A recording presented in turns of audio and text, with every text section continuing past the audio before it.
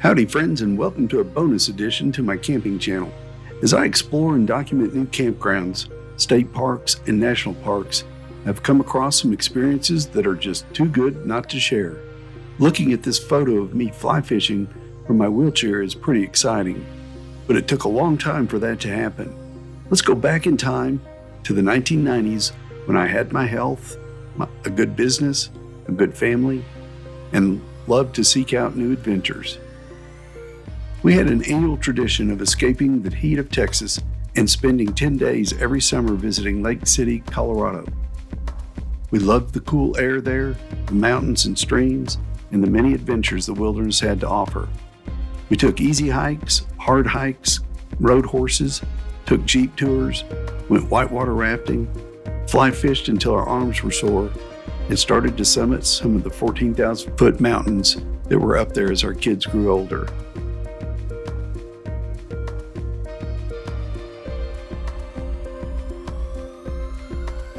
We didn't do a lot of relaxing because there were so many fun activities to enjoy. I was a Boy Scout as a teenager, and it helped me appreciate the great outdoors. I was the trail leader, the jeep driver, the Sherpa, the fly tyer, and the trail boss. One of my personal favorites was fly fishing in the remote streams up in the mountains. The solitude was refreshing, and the scenery was amazing. Once you catch your first trout on a fly rod, you are both hooked. I walked and waited for hours and taught both of my sons how to fly fish. In 2002, when I was 44 years old, my life changed in the blink of an eye. My failure to negotiate a turn on a twisty Oklahoma road left me paralyzed from the mid-chest down. Coming to grips with my new situation was the biggest challenge in my life.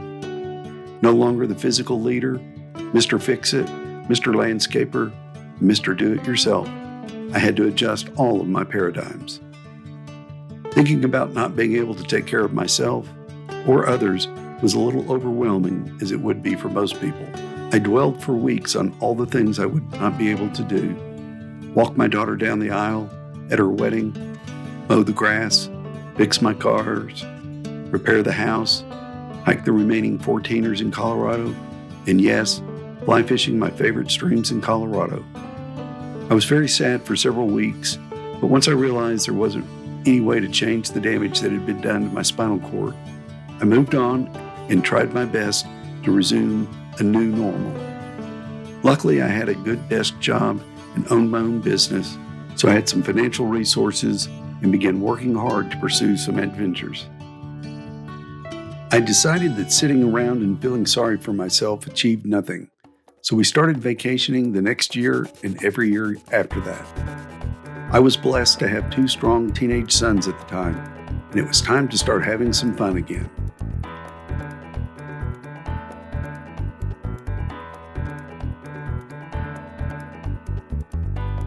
We went to the beaches and snorkeled and scuba dived.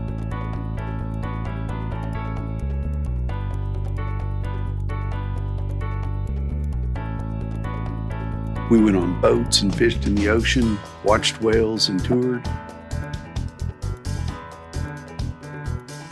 Soon I was back in the mountains. We rode four-wheelers and modified mountain bikes.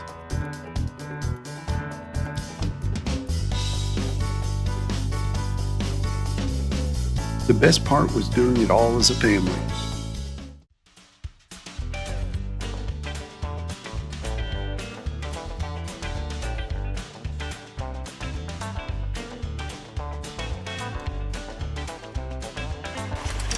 Yeah. Piece of cake.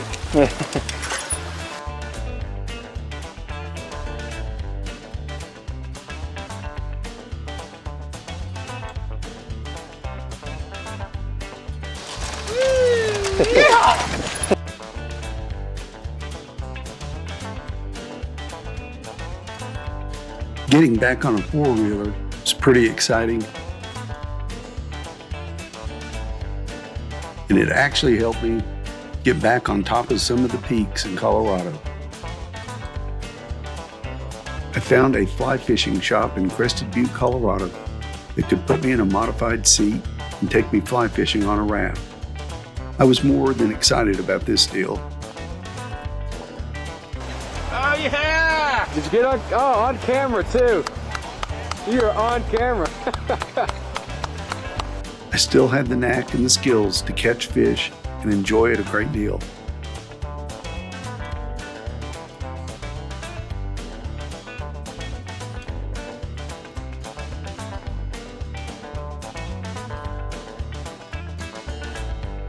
If I could get in or on something other than my wheelchair, I did it. I tried whitewater rafting. I tried water skiing.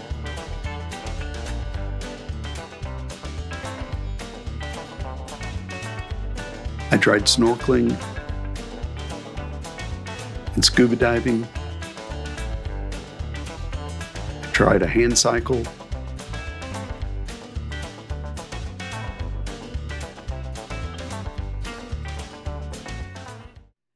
And I even tried parasailing.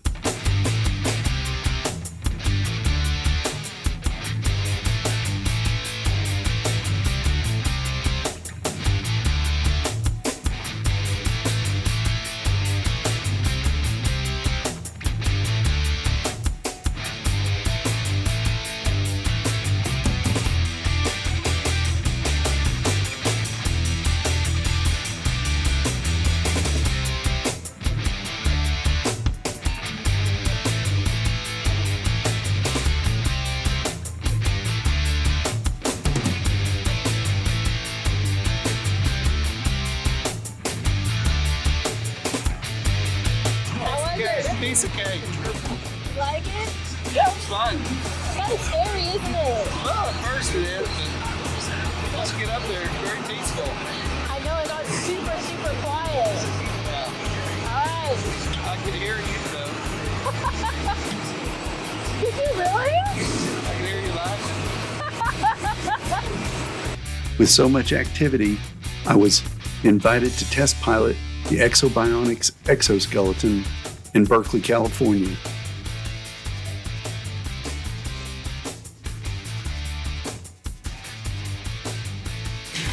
Unbelievable. That's just something.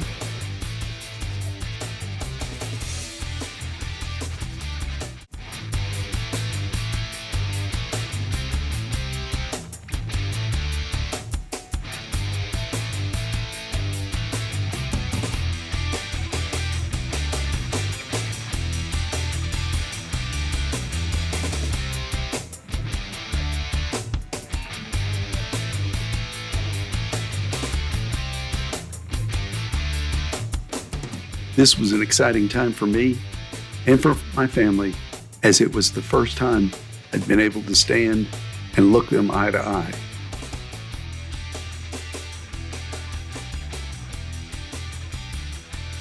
I began swimming for exercise, and about 10 years after my accident, a new spinal cord injury recovery gym opened up.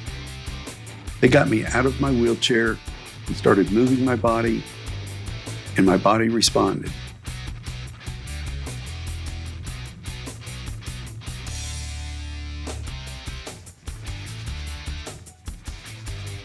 It was and still is a slow and painful process to challenge my body, but I have been able to activate and strengthen my core muscles. I was able to pick up my grandkids by the time they arrived in my life, and I spent a lot of time outdoors doing yard work.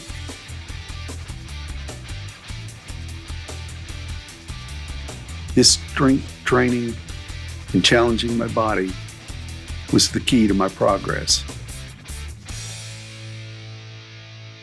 One of the biggest obstacles you have in enjoying the outdoors is maneuvering your wheelchair.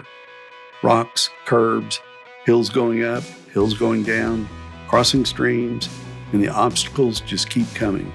I remember the first time I saw this new device called the Freedom Trax. You rolled up in it in your manual wheelchair, locked yourself in, and away the dual tracks would take you. I picked mine up in Golden, Colorado, and was ready for adventure. It just so happened that a couple of months before this day, I was searching to see if there were any places in Colorado where you could fly fish on a stream.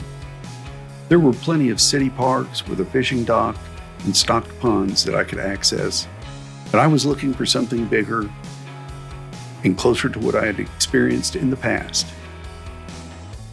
And guess what? I found it. The Hartsel Easy Access River Trail, or HART. The drive to Hartsel was about 45 minutes south of Alma, which is just south of Breckenridge, Colorado. As we drove there, we passed a white bison, which is good medicine, as the Native Americans would say. We drove through the town to a road heading back up to the north of town.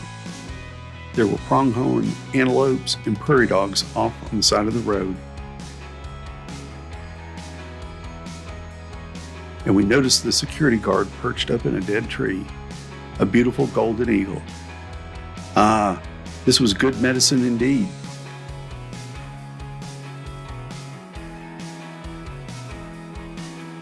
We arrived at the parking lot and read the sign. This was a joint project of Park County, Trout Unlimited, Freestone Aquatics, and Sportfish Restoration. The map showed where there were several concrete ramps that went down into the river so you could wade in using your manual chair, but if you had a Freedom Trax, you could get to the actual riverbed. Me, my son James, and my 3-year-old grandson Owen were loaded for bear. Well, actually trout, but you get the idea. Well, let's saddle up, as we say in Texas, and let's see if we can get to the river. Owen leads the way across the boardwalk. You can see the concrete ramp down to the river, which probably changes throughout the year as the water flow goes up and down.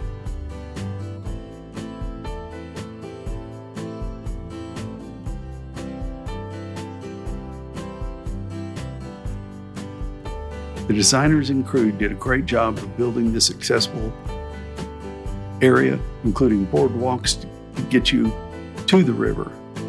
This is usually a huge roadblock in most trout fishing streams. Between the marshes, the beaver ponds, and the steep riverbanks, it's no wonder that people in wheelchairs give up thinking they can fly fish on the river. I was able to get onto the riverbed since the water was fairly low. The Freedom Trax had no problems negotiating the small rocks in the sandy bed on the shoreline.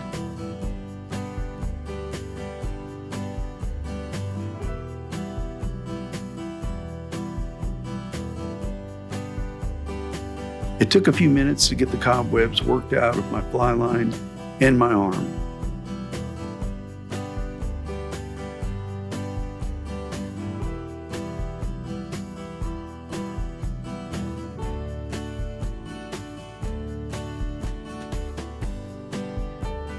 Man, oh man, this is something I never dreamed could happen. Pretty soon, I had a nice brown, hit a hopper dropper. I was drifting along the grass along the opposite bank.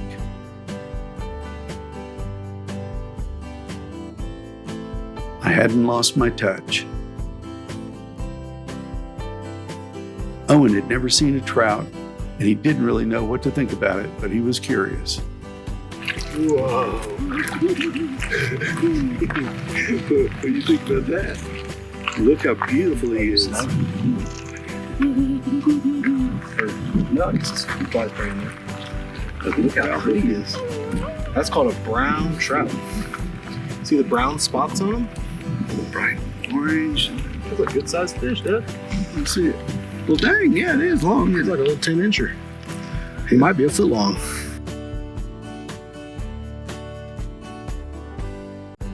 We got the trout back in the water as soon as we could, and soon Owen was trying out a small fly rod I had brought for him.